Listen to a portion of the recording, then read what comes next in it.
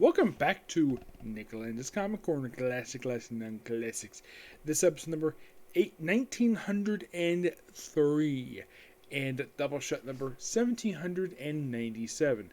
Now I have some Daredevil stuff here. First up, we're talking about some issues that was actually collected in a trade, which I don't have the trade. My local library didn't have it. The state didn't have it, so this is the way to do it. Pretty much discussing a one-shot plus 7 straight issues of the main Daredevil book. This one-shot is Dark Reign: The List. This, pretty much in a way, is, well, more build-up to Shadowland. Basically, this is set right after the events of issue 500 of Daredevil, and in this very issue, it gives the explanation of why Shadowland had to exist. Yes, if you didn't read this one-shot, you would basically not understand, hey, why in the world are you doing something called Shadowland Hell's Kitchen? What happens in this one shot is pretty much the reason for it. So, pretty much in the way, we have, like, immediately afterward, you have Daredevil tested as the leader of the Hand. We have that in here. And we have Hawkeye taking off his Hawkeye costume and basically on Bullseye. Yeah, of course, the test here. Hammer tries to basically stick a nose where it doesn't belong. And, of course, Bullseye proceeds to knock down a series of, just basically destroy a series of buildings that cost the lives of 170 people. Yep, all this damage. And it's witnessed by Lady Bullseye, who is working with the Kingpin.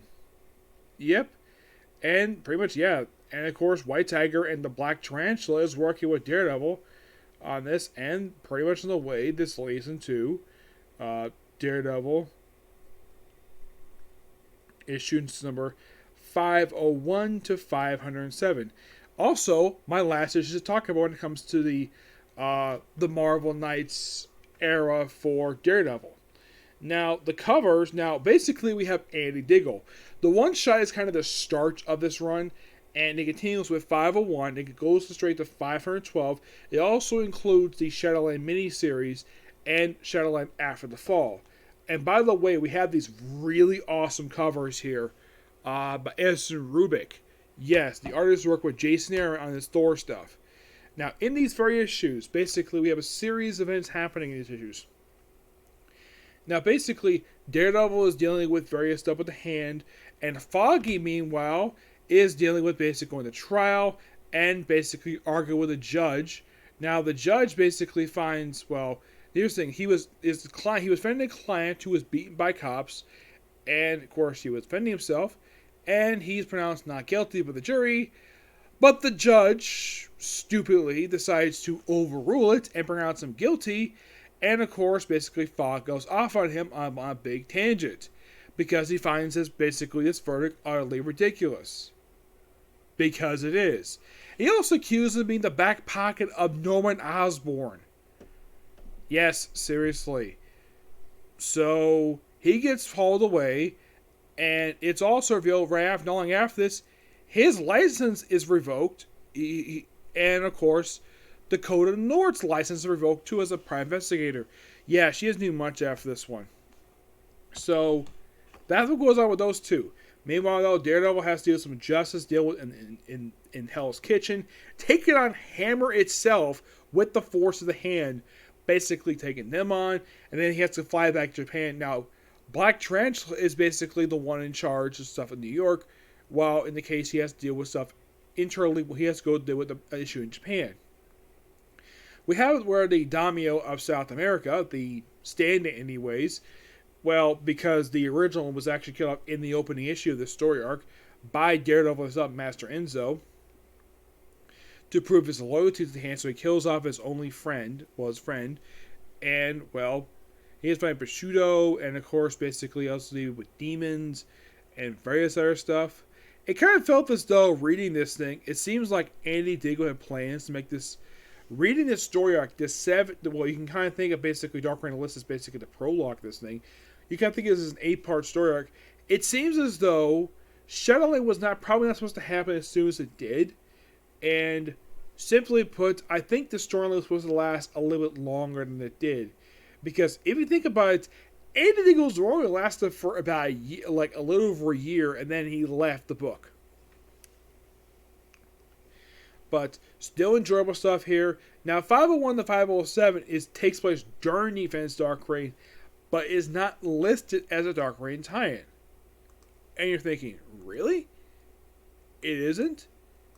Yeah, that's kind of the thing.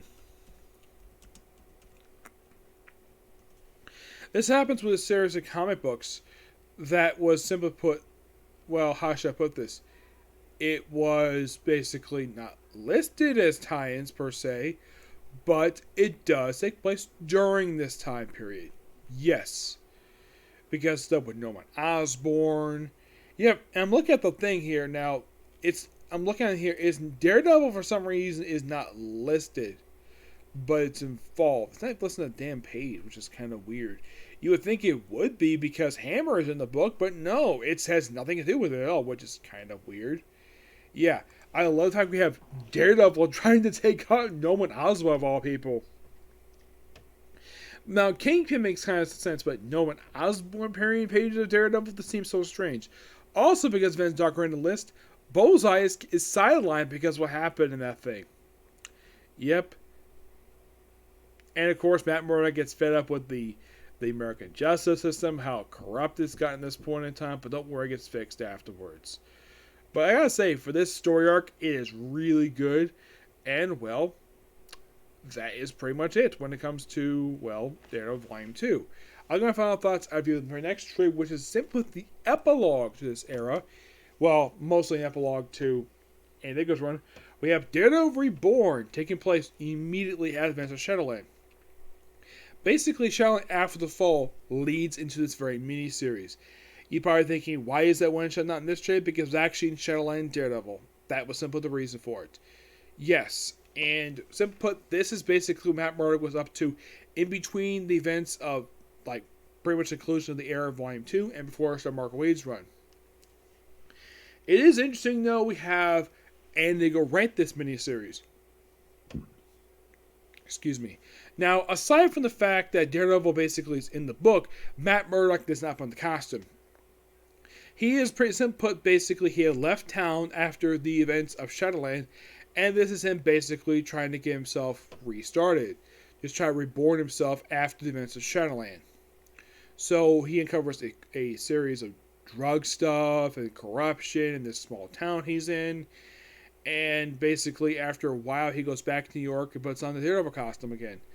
Yeah, it's interesting, though, he waits until the final issue to finally grab the costume, because the whole miniseries, he's got a beard, he basically, there's mentions that he's Daredevil, but no costume. Yeah. So, basically, this miniseries did serve its purpose. And it's really good. I do enjoy what Andy Diggle did with this book, and it's just awesome. I give this book a 9.5 out of 10. Now, with that, and reviewing these issues of Daredevil, I have officially concluded my review for Daredevil Volume 2. So, simply put, basically, for Daredevil, I have reviewed from the issues era, thanks to a series of retrade paperbacks and individual issues.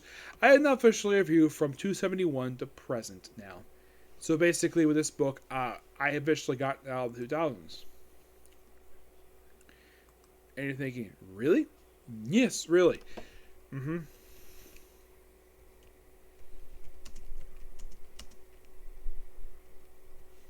Now, I would love to read like a little further back, maybe get the whole thing done, but it's not there, not just yet. So, I probably have reviewed for year-wise, I'd say as far back as 1990. Yes, I definitely would say so. Yeah.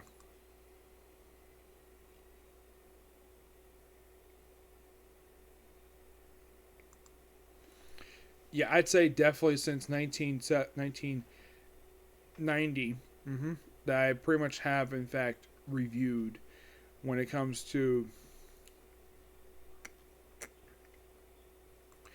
Daredevil. I personally have enjoyed reviewing Volume 2. It was going on at the time I had just started reading comics, which was in 2004. So at the time, the book, this volume had been publishing for about 5 years at this point. I did read this whole volume. It took me some time, but I have read it. And now I officially reviewed the whole entire thing. We started with Guardian Devil, and we officially concluded with the Reborn miniseries. Now, here's the thing about one of the characters of this book.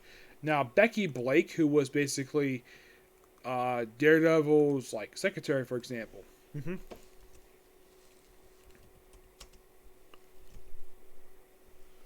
She, of course, after the events of Shadowland, was seen once after this. Yes, once. Yeah, she popped up for an issue of Black Panther, Remember Not Fear, and that's it. Foggy still continually appears this very day, obviously. Kingpin is no longer part of the Hand. He has nothing to do with Hand currently. White Tiger, she disappeared after a while. Yeah, after the Shadowland, she disappeared for quite a while. Yes. Yeah, after the Shadowland, I mean, apparently, this is also in 2010. I mean, nothing was done with her for about 6 years. No, that's not a joke. It took 6 years to bring this character back. Actually, more about 5 years. Yeah, so her last appearance was in Shadow Number 5, published and released in 2010. And her next appearance is not until February 2016. So it took her 5 years and 2 months for her to return. Why in the world it took so long? I have no idea. Now, as for other people, for example, the Black Tarantula, who became simply a recurring character during this era. Yes. He didn't do very much at all. No, it's kind of weird. Because after this era wrapped up for Daredevil, he popped up a few times afterwards. I mean, his next appearance was pages of Deathlock. Yes, seriously. He popped up for one issue of Deathlock. He popped up for the opening issue. And he also appeared for one issue of Power Man Fist, the Dave Walker run. An issue of Generation X, an issue of the most recent volume, Amazing Spider-Man, which I think is most like a flashback.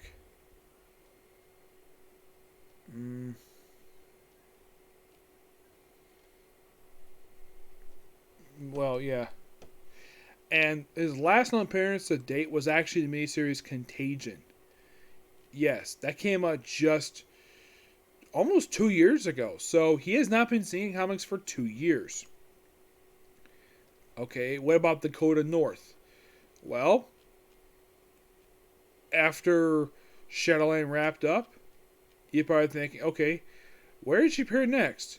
Well, she popped up in during the events of the Enemy Within crossover. Yeah, she popped up for that. That was her next appearance. That was 3 years later. And after that, she popped up for one issue of Daredevil. Yes, one. In a flashback. But you could say her most recent appearance date was actually an issue of Marvel's last year.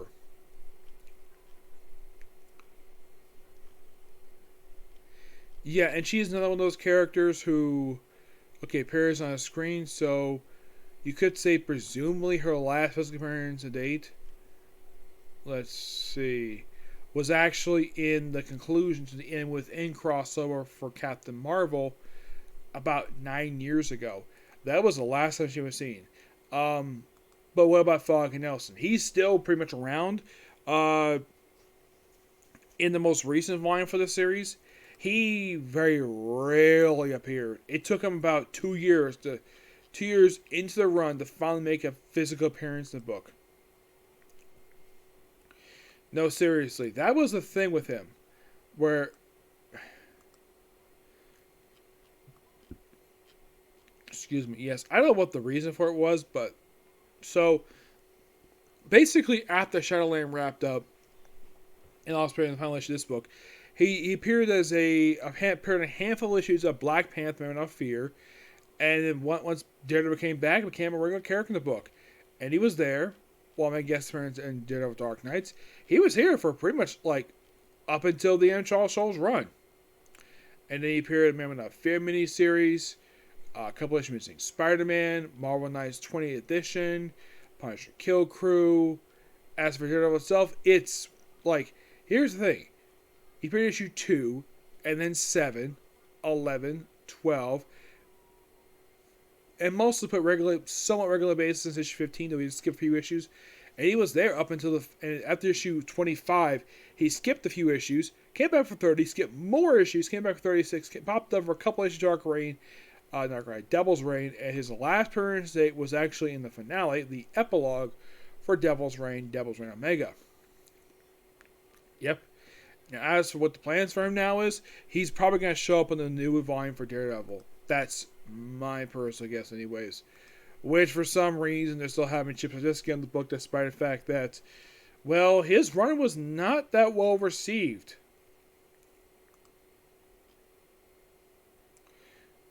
Actually, scratch that. You think he didn't appear in the book at all, which is weird to say the least. I mean, it's Daredevil. How can I have Daredevil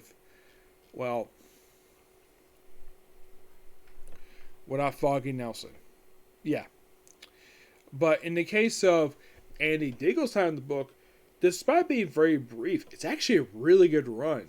I do recommend it. Now, Shadowland itself is a very underrated event, purely because of the fact it came out kind of in a bad year for some people when it comes to comics. 2010. Because that was the year of a lot of crossovers. And I do mean a lot of them.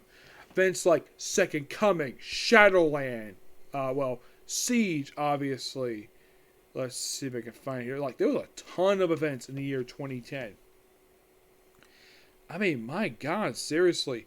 You had Realm of Kings, Siege, you had Chaos War, Shadowland. There were a lot of events that came out this very year alone. Yeah. Well, for company-wide, just Siege, but there were other ones. Oh, definitely. You had the Doom War stuff, the Shadowland, obviously, the Thanos Imperative. There was so much stuff happening this very year that a lot of people couldn't keep up with it. That was the issue. Was that there was so much stuff happening that people just could not keep up at all of what was going on in the comics at this point in time. So, yeah, that was simply the problem with 2010. There was just a lot of stuff published in a period of time. Basically, it's kind of like rebirthing the line of comics because of all the stuff with Dark Reign. We're moving away from that. We're doing light, wrapping up some storylines, and building for quite a while, but good stuff nonetheless. When it comes to Marvel Comics, it just basically was a crowded year when it comes to comics. Yeah, that was the problem with 2010. It was crowded. Look at the following year, it wasn't that crowded. Yeah, in the case of the following year, 2011, and you're probably thinking, okay, so what major crossover happened in the year of 2011? Well, the biggest one that people could think of is, of course, Fear itself. Yeah, that was the big event that happened that year, and there were others per se, but that was the big event that could have came out that very year. I mean, some years basically you had a good amount of events, but some just, it was just way too much. That was the issue at times with Marvel over the years. It had just too many crossovers. I mean, you might be thinking, okay, isn't there a crossover coming up this year per se? Well, there is Judgment Day, which costs we need X-Men, the Eternals, and the Avengers. They're wrapped up Reckoning War. That was a really good little mini event per se. Mostly it was big story pages of Fantastic Four. But in case big company-wide crossovers, it's just Judgment Day. That's the only one coming up right now.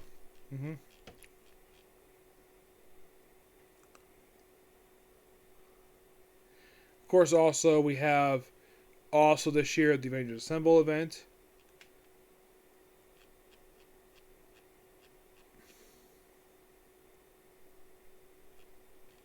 Yeah. In the case of Spider-Man, Well, nothing really major because they already did Beyond stuff. Yep. But not much else to say when it comes to these two books. They're both good. Okay, so that's a particular view, and that's definitely it for our time videos because, well, no other things planned right now. So tomorrow, maybe Comic Corner. Okay, next video. Bye.